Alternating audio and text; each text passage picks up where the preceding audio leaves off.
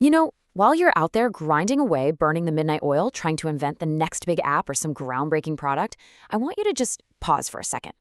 Because look, while everyone else is trying to be the next Steve Jobs, one ex-banker asked a single, incredibly simple question at his local gym.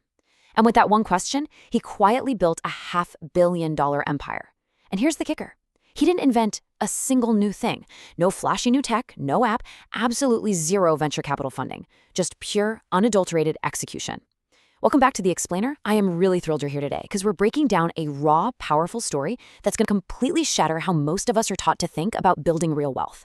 So let's just get right into it. We are constantly fed this exhausting narrative, right? The whole myth of the lone genius. You're told that to win big, you've got to be that struggling inventor in a garage, trading sleep for a dream, trying to create something entirely original. And look, I get it. It sounds romantic. But let's be totally honest with each other. It usually just leads to massive burnout, and the odds of actually succeeding are frankly brutally low. But there's an entirely different, way more lucrative game being played quietly by smart operators.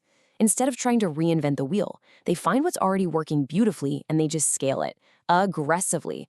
They take the invention risk completely out of the equation. Part 1. The Catalyst. The $500,000 question. Honestly, nobody demonstrates this operator model better than a guy named Cal Gallipoli. Cal was your classic burned-out Wall Street banker. On paper, highly successful. In reality, completely trapped. He was literally trading his sanity and his best years for a corporate paycheck. But one day, after a pretty standard workout at his local Orange Theory gym, the whole trajectory of his life changed. He walked right up to the owner and asked the kind of direct, taboo question that most people are just too scared to ask. He said, "How much do you actually make from one location?" It's raw, it's so simple, but man, it was the exact right question.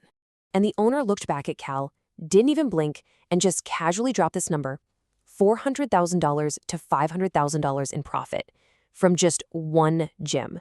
Let that sink in for a second. $500,000 in pure profit from a single location.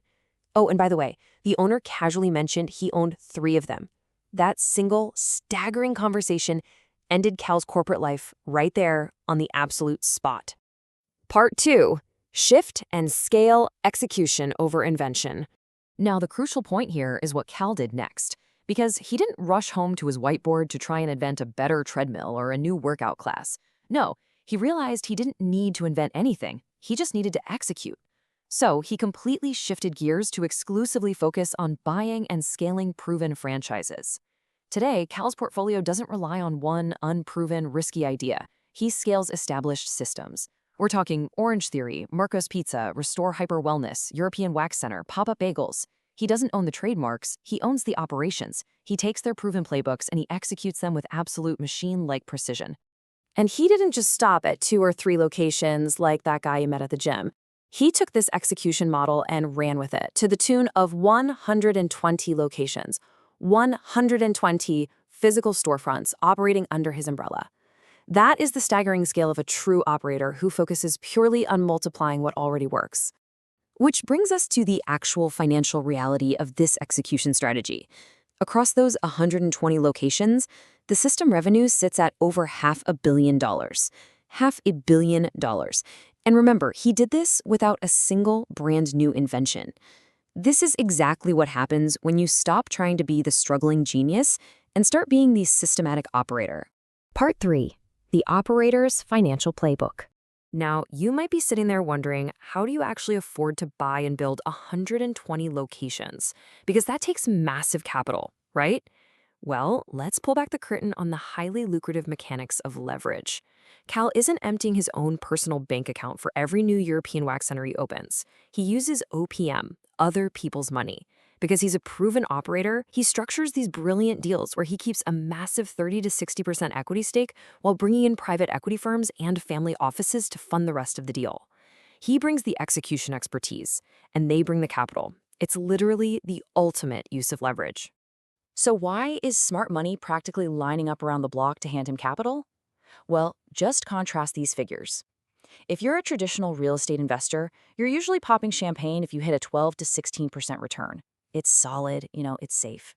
But a top-tier franchise operator like Call, he actually gets upset if he isn't clearing a 25% cash-on-cash return, or even higher.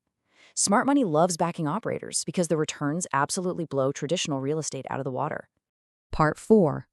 Building the machine.